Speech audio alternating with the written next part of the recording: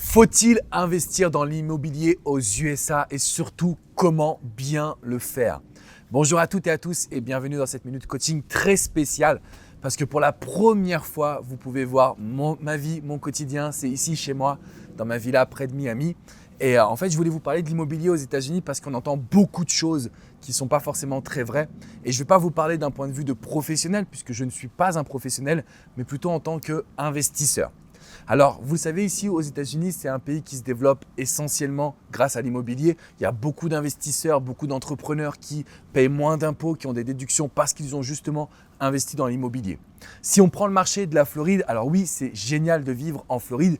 Il fait beau, on peut profiter, il y a un grand melting pot des personnes d'Amérique du Sud, d'Europe, d'Asie également qui commencent à arriver. Donc franchement, il fait bon vivre. Simplement en matière de rentabilité immobilière, si vous êtes investisseur, c'est peut-être pas l'endroit où vous allez vouloir investir parce que les prix ont vraiment évolué, parce qu'il y a beaucoup d'investisseurs qui sont dans le luxe et donc forcément c'est difficile quand on a des peu de moyens, en tout cas quand on n'est pas hyper riche de pouvoir investir dedans. Et le troisième point, c'est parce qu'il y a beaucoup d'entretien pour les maisons. Donc je vous ferai un petit tour de ma maison personnelle, vous allez voir qu'il y a énormément d'entretien en matière de clim, en matière du toit, de peinture, etc. etc. Donc je vous ai fait plusieurs petites vidéos, notamment sur la ville de Cleveland. Pourquoi? Parce que je pense que c'est un marché qui, pour moi en tout cas, est le marché parfait, qui peut-être le sera pour vous, avec des tickets d'entrée qui sont entre 50 et 70 000 $, des revenus mensuels qui vont de 700 à 1000 $. Bref, vraiment un marché où on peut avoir un cash flow rapide et rentable. Maintenant, si je vous fais cette vidéo, c'est parce que je n'ai pas envie que vous fassiez les mêmes erreurs que moi j'ai pu réaliser.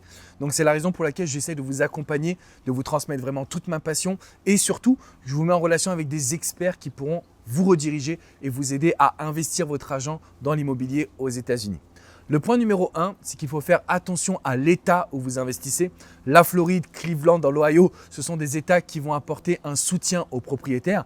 Mais si vous investissez par exemple à New York City, quand vous investissez à New York, si votre propriétaire ne vous paye pas, ça va prendre du temps pour pouvoir l'expulser et retrouver un petit peu de cash flow. Donc ça, c'est vraiment un point qui est important, c'est dans quel état vous investissez et quelles sont les règles en matière de loyer impayé.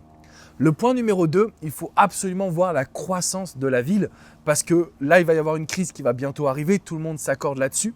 Et on sait qu'il y a des villes qui vont absolument subir de plein fouet en fait cette crise, notamment Miami. Pourquoi? Parce que Miami, il y a beaucoup de personnes qui ont des résidences secondaires. Donc qui dit crise dit baisse des revenus, qui dit crise dit forcément liquidation des maisons secondaires ou en tout cas des appartements secondaires.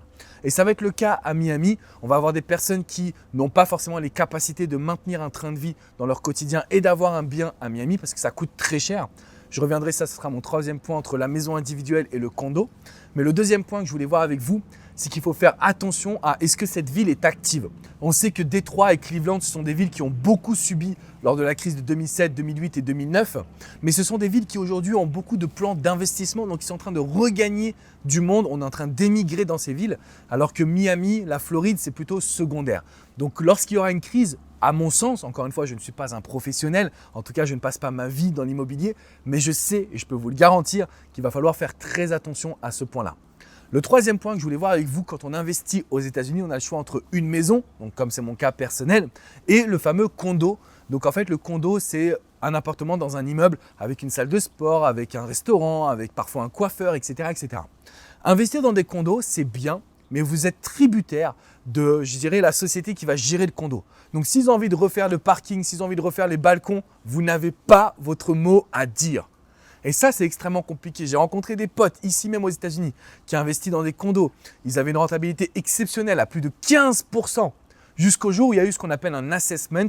Donc en fait, l'organisme, la société qui gère le condo a décidé de réinvestir dans du marbre, dans des balcons hyper haut de gamme, etc. Résultat, leur rentabilité, elle a chuté. Ils sont à 3% aujourd'hui.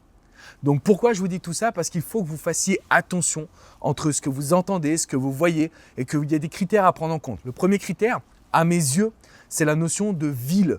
Est-ce que c'est une ville qui est en pleine évolution ou est-ce que c'est une ville où il y a des investissements et au moins premier crash, entre guillemets, tout va se planter? Le deuxième point, est-ce que vous êtes capable d'investir sur des gros tickets? Est-ce que vous allez chercher plutôt du luxe, du Airbnb, donc la location courte durée? Ou est-ce que vous voulez investir comme moi je l'ai fait, plutôt en version patrimoniale et cash flow? Donc patrimonial, c'est parce que je sais que mes investissements vont prendre de la valeur. Le cash flow, c'est que tous les mois, je vais recevoir de l'argent et c'est ce qui me permet de gagner en liberté. Si vous êtes dans cette vision, laissez un petit commentaire, écrivez-moi, je pourrais vous mettre en relation avec les personnes qui gèrent mes investissements. Donc ce sont vraiment des personnes de qualité qui ont la capacité justement de vous faire gagner beaucoup d'argent dans l'immobilier en prenant peu de risques. Et je vous invite vraiment à faire attention à ça parce qu'il y a beaucoup de personnes, comme je le disais, qui s'aventurent dans les condos, qui s'aventurent dans des villes et au moment où il y a une crise, qui sont vraiment touchées de plein fouet. Si aujourd'hui vous avez envie d'investir, les États-Unis, c'est formidable. Premièrement, il y a une communauté, une croissance qui continue de grandir. Il y a de plus en plus de gens qui veulent venir aux États-Unis. Deuxièmement, les règles fiscales sont beaucoup plus simples qu'en France. Et troisièmement, comme je le disais, c'est vraiment un environnement où tout est fait pour que vous investissiez. Parce que la majorité des Américains, il faut savoir qu'ils vivent à crédit en fait. C'est assez dingue, ils peuvent gagner beaucoup d'argent, mais ils vivent à crédit parce qu'ils en dépensent beaucoup. Donc il y a plus de 60% des Américains qui ne vont jamais être propriétaires dans leur vie. Et ça, je trouve ça complètement dingue parce qu'ils n'ont pas forcément d'éducation financière. En tout cas, de pouvoir être capable de conserver de l'argent. Pour moi, investir aux États-Unis, c'est vraiment quelque chose que je vous recommande de faire, au moins pour diversifier votre patrimoine. J'ai pour ma part envie d'investir également en Europe, un petit peu partout dans le monde, mais je le fais dans un premier temps aux USA parce que je vis ici, parce que j'ai rencontré les bonnes personnes et parce que, comme je vous le disais, j'ai appris un petit peu au travers de mes erreurs aussi à comprendre quels étaient les bons investissements. Si vous avez des questions, c'est dans les commentaires juste en dessous. Je vous invite à mettre un petit pouce bleu et surtout abonnez-vous à cette chaîne parce qu'on parle développement d'entreprise, ça c'est mon dada, et on parle également investissement. Je vous fais une grosse bise les amis, je vous dis à très bientôt. Ciao ciao.